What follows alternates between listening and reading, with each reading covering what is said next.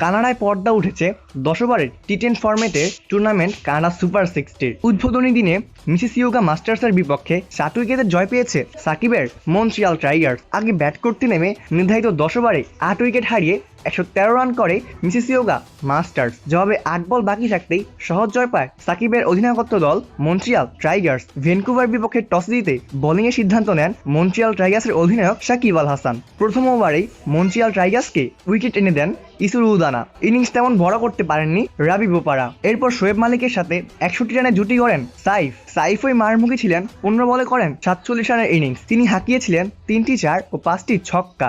সপ্তম ওভারে বোলিংয়ে এসে 9 রান খরচ করেন অধিনায়ক সাকিব। উইকেট শূন্য এই ওভারের পর আর বল করতে আসেননি অধিনায়ক সাকিব। শেষ দিকে উদানা 1 ওভারে 3 উইকেট শিকার করলে মিসিসিওগার রানের গতি চেপে ধরে মন্ট্রিয়াল টাইগার্স। শেষ পর্যন্ত 8 উইকেটে নির্ধারিত 10 ওভারে 113 রান করে মিসিসিওগা মাস্টার্স। মন্ট্রিয়াল টাইগার্সের হয়ে 4টি উইকেট শিকার করেন ইসুরু উদানা।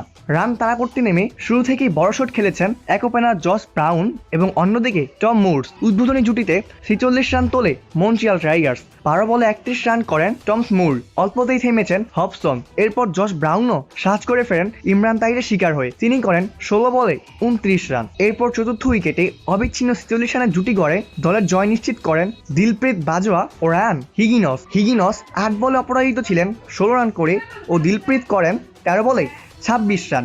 অবশেষে জয় পায় সাকিবের মন্ট্রিয়াল টাইগার্স। অপূর্ব দাস, ক্লেভাস নিউজ।